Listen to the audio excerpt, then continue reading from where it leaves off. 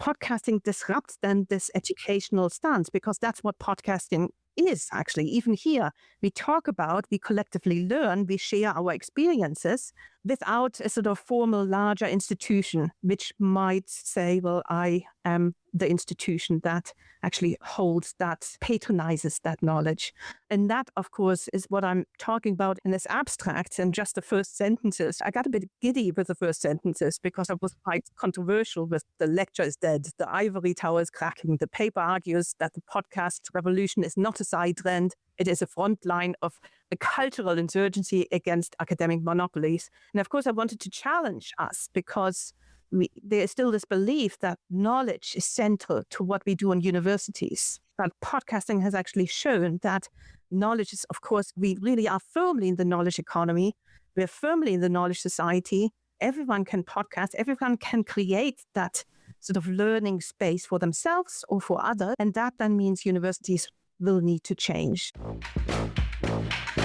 Welcome to Continuing Studies, a podcast for higher education podcasters who want to learn, connect, and get inspired. I'm Neil McPhedran, founder of higheredpods.com and Podium Podcast Company. And I'm Jennifer Lee, founder of JPod Creations. If you're podcasting in higher ed, you're not alone. There's a fast-growing community out there, and we're here to help you tap into it. That's right, Jen. And along the lines of community, Higher Ed PodCon, which is happening in July in Cleveland. We've talked about it a bunch. We're going to keep talking about it. Just a reminder that early bird registration is open. Submissions for speakers are coming in. It's great. We actually have about 40 submissions already, which is quite... Yeah, I know. It's amazing. We also have openings for sponsors. So if you know of anyone who you think might be a good sponsor, let us know. We are very cognizant of costs with budgets being tighter in academia and universities right now. So the more we can offset the costs for the show, the better for participants. Lots of fun things. I keep seeing emails coming through. So I'm very excited when we can share things soon with you. And please, if you want to be on our show with Neil and I, or know someone we should interview, email us your ideas. Our email is in the show notes. That's right. Okay, Jen. In this episode, we're talking to Carola Boem, professor of creative and cultural industries and the C3 Research Center chair at Staffordshire University. Jen, I came across Carola's abstract she had submitted for the upcoming EPOD conference, and I just knew we had to have her on. We're going to talk a little bit about EPOD. We've talked about it before in the past, but we're going to dig into it a little bit more, which is upcoming in June. So it gives you time to go if that's an opportunity. But you have to register for Higher Ed PodCon first before you think about going to EPOD. Just right, Jen? Yes. Come to us first and then go to EPOD. I love it. That's right. But EPOD's also awesome. We're going to talk about that a little bit with her. And it's in the UK. That's right. That's right. But her abstract was super interesting. It's quite, I guess, somewhat provocative from an academia perspective, and how podcasting isn't just a medium, but as she says, a vehicle for dismantling academic hierarchies. So let's get into it. I'm still stuck on prerogative and academia together. It just doesn't feel like it fits. It does now. Does now. Let's get into it. Welcome, Carola. It's so nice to have you here on the Continuing Studies podcast. I'm so delighted to be here, actually. I've been listening to your podcast for quite some time, so here I am. Love that. It's so funny because I forget that we're so worldly. And like anytime I talk to people from around the world, I'm like, you listen to our podcast? Jen went to the London podcast show in 25, and she texted me from the show. She's going, I met 2 people here that really listen to our podcast. And I didn't believe them. I made them pull it up on their phone because that's the power of podcasting. You don't know who you're touching. You know, it's also because, of course, we all have our stats and we look at our stats and we see, 2 and 3 from here. And you realize that the community that you might be talking to is not just in one place. It might be completely dispersed. And then, as we talked before we came on, there might be podcasts which are very localized. Again, it's so different. A podcast is not a podcast. They're all fabulously different. And anyone can listen. It doesn't matter even if the content is local. If someone still wanted to listen, they can listen. It just might not relate to them. And I don't know if you get that on your podcast. So I have had once or twice, we are talking about EPOD, our conference about learning and podcasting, or education and podcasting, but we're talking about it and somebody says, actually, I don't podcast anymore because everyone is doing it now. And I just say, yeah, isn't it great? It annoys me so much when people are like, oh, I don't want to do a podcast because everyone's doing it. And I'm like, oh, it's actually not saturated. It's something we talk about at any of the conferences I go to. And it's, if you actually look at podcasts out there in different areas, a lot of them can't get past 3 episodes. I know Podfade is 8. I feel like it's lower than 8. It is a very difficult medium. It takes a lot of work and you got to be passionate about it. So I always tell people, I said, there's so much room. You just have to be willing to do it. Yeah, I'm one of the fluffy individuals who say 3 episodes. That's brilliant. You've got 3 episodes. So it's just to have a voice, to not have the more traditional structures that represent gatekeeping. And of course, that's also what my research is about in terms of how have we changed, how we culturally engage. We're moving much more towards co-creation. And there's a sort of model. I go really wild with these models. I know we're going to talk about the University 3.0 concept, but there is a concept that wasn't coined by myself. It was coined by an Italian cultural professor called Culture 3.0. And in a nutshell, 1.0 is patronage, if you think aristocratic concerts or things like that, but also the BBC prompts. So it moves through history, so patronage. The key criteria of 2.0 is IP and copyright, so think music industry and film industry. And those are valid. It's a very particular type of us as a society engaging in arts and culture. And then 3.0 comes along and it's co-creation, being more immersive. You can't quite tell who the audience is, who the artist is when an artwork starts, when an artwork stops. And with it comes this really desire of people, us humans, to really be active participants in cultural production.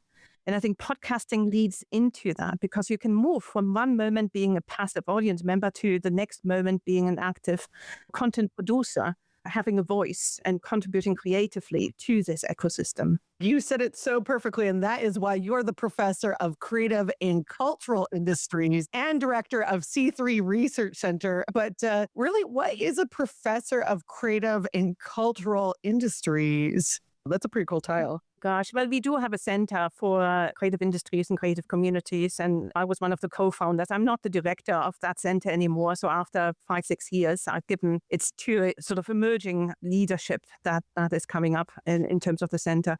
Of course, for me, there is a longer trajectory. So I came actually from music technology. So I studied both music and electrical engineering. I wanted to become a sound engineer, music technology and these kinds of things. And I was then involved in research in relation to MPEG-3, which of course is the technology that also drove the first decades of podcasting as such. And then I sort of widened the research area, talking about how do we facilitate interdisciplinarity in higher education using music technology as a case study, because of course music technology and sound production and music production is one of those disciplines that emerged relatively new compared to some of the older disciplines. And of course, new universities were arranging them around that. And then my sort of research looked even further and talked about the role of arts in universities. How do universities become more permeable when they have arts provision, when they have music provision, when they have theater, art and design, comic arts? We have at the University of Staffordshire one of the first cartoon and comic arts degrees in the UK. And, we need those people to be trained to help us all have much more creative cities and creative lives.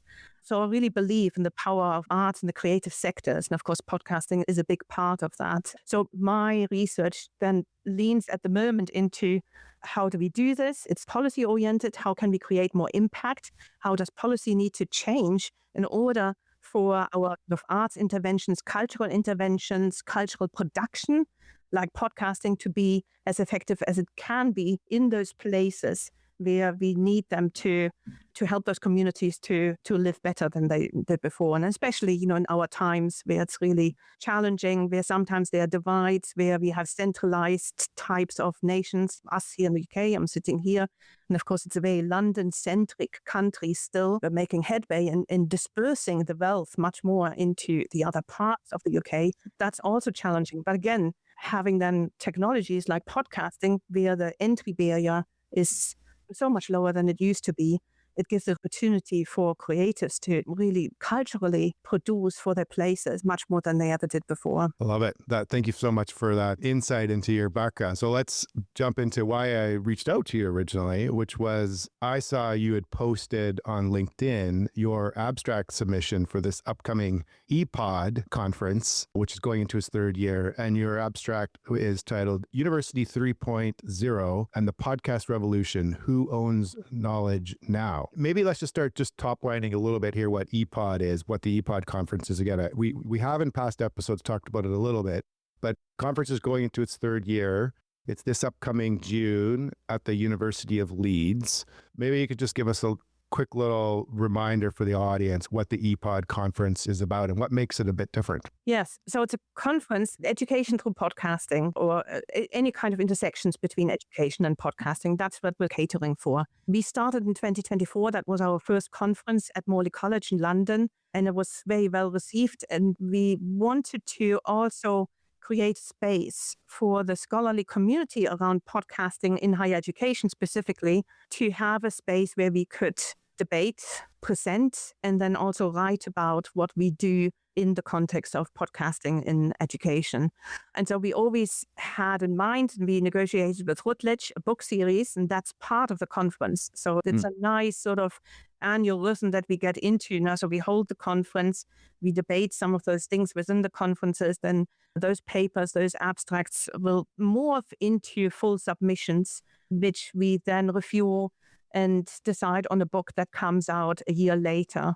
And so we're now in our third conference, and now we're into the second book. It's going to be published this year. And it has been quite a journey, but it's been a fabulous journey. And again, it's surprising, as we say, how diverse podcasting is. You really experience it at a conference like that. So we immediately had an international audience, although it was relatively small. We call ourselves a boutique conference still. That we had something like 18 nations represented, and that created a really intimate, lovely connectivity between participants that we then saw in the second year, and we see now with the abstracts are returning in the third year. So we're really looking forward to that. And of course, it was 2 years in London, which of course has its own benefits and advantages of people wanting to get there. But we really wanted it to also move around the country. And so we're really proud that it now moves north to the University of Leeds. Again, fabulous connection. So it's very easy to get to with flights and with trains. And Leeds, of course, if you haven't been, Leeds is a brilliant northern city with a lot of music culture. It's very famous for British music culture as well. And that's where we're going to be in June. And the theme of it is beyond the classroom, power of podcasts in shaping the future of learning and media. And of course, that's what I reacted to in my abstract of this notion of how does podcasting intersect with higher education, especially in the UK, where our university systems are really struggling. We had for the last 6 or 7 years the most redundancies in the most number of universities that we've had for several decades. And of course, the system isn't quite working as well as it should. And of course, with various external political decisions, whether that's Brexit, has put universities in a really difficult situation. And there is the question of, are we fit for purpose in our contemporary lives? Are there other ways of learning that don't sit in formal institutions? And of course, in that sense, and I'm actually quite passionate about universities, but I'm also passionate about podcasting and how it can disrupt some of the structures that somehow in the sector we believe we need in universities. But actually, when you talk to academics, you kind of think quite a few of those structures are keeping us from being agile enough, being permeable as higher education institutions, reaching out, being more impactful into the places that we are part of. And again, podcasting allows that kind of higher education context to be reflected upon, because it's so easy to create a learning environment through a podcasting that sits, very well outside. It could sit also inside, but it can also sit outside of sort of formal structures like universities. Well, I love your abstract and I love the whole concept of EPOD. I can't believe we talked to somebody a few years ago when you guys had just had your first one and then you were going to do your second one and then now you're on your third. But I just love what you were talking about, some of the stuff in your abstract of like obviously the gatekeepers and things like that and not fully wanting to lean into podcasting. I think that's something that we're seeing not just in the education side, but in the broadcasting side is that I think all these legacies, like obviously higher ed has been around for a long time, same with traditional broadcasting, they don't want to necessarily give up control, even though they don't realize that this new medium is actually giving more information to a wider audience. Absolutely, absolutely. And of course, it is about where knowledge is positioned. So universities historically, of course, understood themselves as knowledge being central to their business, to their activities, to everything. And that's what I call University 1.0. And I've still experienced that. So when I came into academia, I was teaching acoustics, at Glasgow University. The beginning of the web, the web was already established, but the acceptance, the beginning to be, for it to be mainstreamed had just begun. So that means that the only sources of information was me as a lecturer or the library.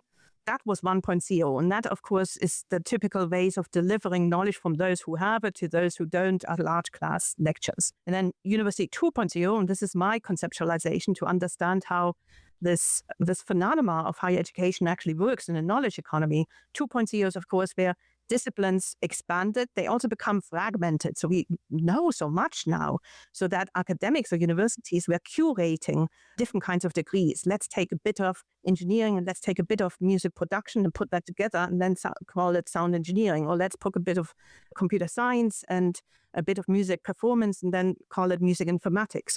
You see the number of degrees and academics curating from all sorts of areas, various degrees where you have some depth to it. But with that comes also marketization, and these became products. And of course, we know that in the Anglo-American sphere, both in America as well as the UK is very famous for using that as a product and seeing packaging up knowledge as a product. So knowledge is still central. And then 3.0 explodes this and says, actually, hang on, we're living in a knowledge economy. Knowledge is all around us. When I go into a classroom now, I can't say I know everything. Everyone has their mobile phones, and within seconds they can call up what dithering is in digital audio. I don't need to tell them that. So you need to change how you teach, and it becomes more permeable and becomes about how do we curate an environment, a learning environment, where everyone brings in their knowledge and learning is put into that environment. So you curate that learning. Learners come from different levels. They all learn from each other, but it's something different. You have to decentralize knowledge. And of course, coming back to podcasting disrupts then this educational stance, because that's what podcasting is actually. Even here, we talk about, we collectively learn, we share our experiences without a sort of formal larger institution, which might say, well, I am the institution that actually holds that, patronizes that knowledge. And that, of course, is what I'm talking about in this abstract and just the first sentences. I got a bit giddy with the first sentences because I was quite controversial with the lecture is dead, the ivory tower is cracking, the paper argues that the podcast revolution is not a side trend, it is a front line of a cultural insurgency against academic monopolies. And of course, I wanted to challenge us because there is still this belief that knowledge is central to what we do in universities. But podcasting has actually shown that knowledge is, of course, we really are firmly in the knowledge economy. We're firmly in the knowledge society. Everyone can podcast. Everyone can create that sort of learning space for themselves or for others. And that then means universities will need to change. And podcasting gives them also that incentive to understand that they can't hold knowledge as central, positioned as they used to. And that's hopefully what I'm going to talk about at the conference and spark a debate. And there might be quite a lot of pushback, and we'll see how it goes. That's great. You just touched on this a little bit, but I just want to sort of unpack it a bit more. But there's a clear challenge in your abstract to these current structures of power in academia, We've actually touched on it a bit in our recent episodes too, and it's really interesting actually. And you talked about and you write about how podcasting bypasses gatekeepers and collapses this sort of traditional lecture hall structure. Maybe if you can dig into that a little bit more for us, for those unfamiliar with that framing, what kinds of academic gatekeeping are you referring to, and how is podcasting creating entirely new pathways for knowledge creation and dissemination? Yeah. So now, of course, there are different systems. UK system is a bit different than the US system. So for instance, one of the gatekeeping contexts that I would say that we experience in the UK is the cultures around quality assurance. So we, of course, have to specify what is in a course, what is being assessed. And at the moment we change it, we will have to go through various rigorous processes on signing that off. And that quite often then is relatively slow compared to how fast the world moves. And that's, of course, if you talk to academics, certainly in the UK, if they want to be innovative and they want to change some curriculum content quite fast, it's quite often that the cultures around ensuring quality are so rigorous that it's quite difficult to change curriculum content to the level that I believe we need to. Some people would say that we need that to ensure the quality. But of course, quality as a concept is also a great gatekeeping device to just argue with. We need to keep the quality. I would say the universities in the UK have adopted cultures that, yes, create a sort of quality product that comes the challenge of being agile enough, being permeable. Again, another thing is that loads of academics want to actually bring in the industry much more. But of course, our systems, how we are paid, how student fees are paying the university makes it quite difficult to say, oh, let's bring some industry professionals in, let's co-teach that with industry professionals, because there are sort of systems in terms of the student income distribution models where that becomes really quite difficult. How podcasting undermines that is I believe that podcasting is a phenomenon where we can see that people want to be involved in knowledge production themselves. So it's not anymore where they want to buy into someone else giving them the knowledge. They want to be part of that knowledge production, that co-creation process. You can see that people want to have a voice, people want to produce content, people want to engage culturally in that. And of course, that then clashes, when you think about it, with large knowledge institutions. And we can also take broadcasting in there, which traditionally were more centrally organized. And that centrally organizational entity then has its own ways of, again, keeping quality. So there's a bit of a tension.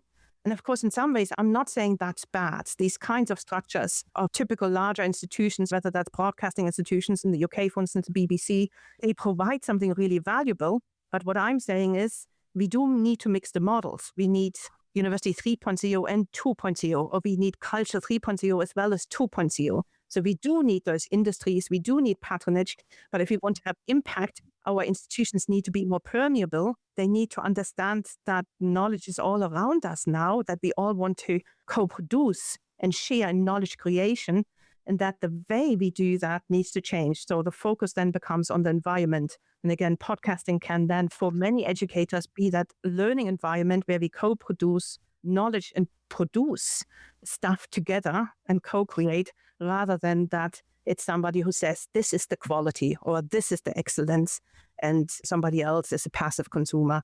So I think that's the tension. I know we don't want any gatekeepers, but do you think there needs to be any, as we move into this world of obviously AI and all this stuff, do you think there needs to be any type of governance on it? Because like right now, anyone can crack open a mic and say what they want to do. And with AI, there's not really any rules and regulations around it. And like I come from traditional broadcasting where here in Canada specifically, we're governed by the CRTC, and there's things that we can and cannot say. But obviously with podcasting, we're in a different realm. But when it comes to education, you still need someone making sure there's not misinformation out there. Yeah, brilliant. How do we govern that we get stuff that we can trust? Now, when we had the systems that we had, so of course, I'm a sort of believer in decentralized co-creation, devolving of authority, multi-level participatory governance, because that's actually can be a safety net. And I think we realized that when we rely on a small group of individuals producing possibly the technologies, the networking technologies, the connectivity, it can go really pear-shaped. There's a perception of quality with a smaller group of individuals where it's actually not of benefit to the larger individuals. And of course, in the music industry, we had actually this whole debate about, do digital technologies create a mass amount of, what do you call it, not good music? Because now we all have the technology. So do we have to now wade through bad music in order to get those glittering good music because the technology is now so available? And I would actually say that's also what giving over power is.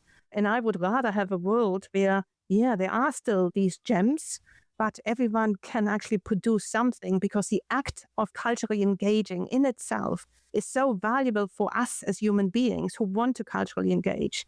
So I think this notion of gatekeeping is really, for me, also a political, and just as we know all, Wikipedia, and it's a really good example because Wikipedia has found a way how collectively they keep a certain amount of quality whilst allowing everyone to contribute. So there are systems, and it's not kind of democracy, but it is a collective endeavor. There are systems where you can actually say, we're together, we can create something which is much more valuable, just as comparison the Encyclopedia Britannica, where you had a sort of quality assurance.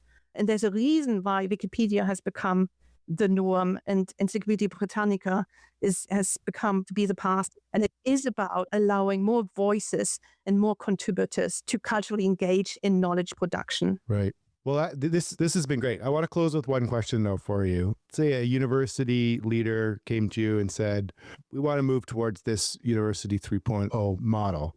Where do you suggest that they would start? Yeah, so I wrote an article about that. So we'll link to that in our show notes then. So, of course, you got to start small. So we have actually managed to receive funding from the Arts Council and from the National Lottery Heritage Fund in the UK to run a sort of executive style leadership course, like at master's level for cultural leadership. And it's called Create Place, the co-creation and placemaking leadership program. And the content of it is that we are engaging deeply in how do we co-create? How do we do participatory approaches? How do we do that for the places that we live in to be more impactful? And then we sort of co-create these learning environments where learning happens at all levels. So I think that's for us a really important thing. And again, coming back to podcasting, because that's what we're talking about, podcasting can do that. And some of my past, and I'm not as experienced as some of you in terms of podcasting, I have also my 3 little tiny podcasts where we created these tiny little learning environments where we collectively learn, where we bring in other people to learn with, where we have those conversations like we have here. It doesn't matter what kind of institutions you come from, we have a conversation and we take it out there, and hopefully audience interact with that and bring some interactivity back. And then maybe some of the audience will create their own podcasts because they have something to say.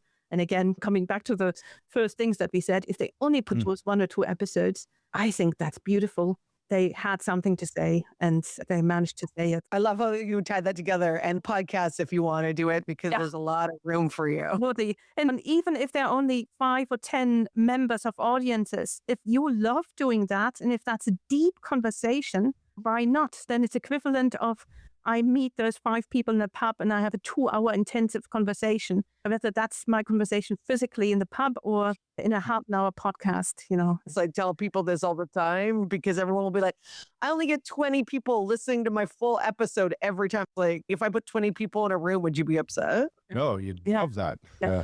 Anyways, I feel like we could get into it.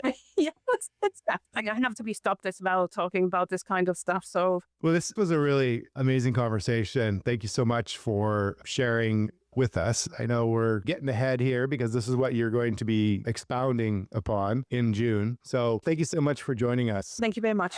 Jen, I really enjoyed that conversation with Carola. I feel like as we've gone on with this podcast, I feel like you and I have gotten smarter. What were we before, though? No, I just think we have these great episodes about more technical things about podcasting, but then we've had a bunch of episodes lately where It's a little bit more cerebral, and I quite enjoy it. Actually, you know what I did, Jen? I was inspired, and this past Friday, I submitted an abstract for EPOD. Ooh, what's the title? My title is Open Scholarship, Closed Distribution, Why Academia Must Re-Engage with RSS. We'll save that for another episode. This is the most academic I've been in like 20 years since I was in university. You know what's funny is I sent it to my son, both my sons that are in university, and the oldest one, the smart ass. So you know what he said, Jen? He said, the way you formatted that's totally wrong. And I'm like, oh no, like maybe I've screwed it up or whatever. But I went back and I looked at Carola's and I was like, no, mine's similar to hers. I think I'm going to be okay. I don't know if I trust that generation. I just found out in elementary school that they're not doing the times table anymore. So we're good. Okay. Well, on that note, why don't you read us out? Thank you for tuning into the Continuous Studies Podcast, a podcast for higher education podcasters. We hope you found this episode informative and inspiring. If you enjoyed the show, we encourage you to follow and subscribe to our podcast on your preferred platform so you'll never miss an episode. But if you found this episode particularly valuable, please consider sharing it with your friends and colleagues who also might be interested in higher education podcasts. We also invite you to join your peers on higheredpods.com, where you can connect with other podcasters in higher education and learn from others in the field. Thank you for being part of our community. We look forward to continuing to bring valuable insights and conversations around higher education podcasts. See you in the next episode.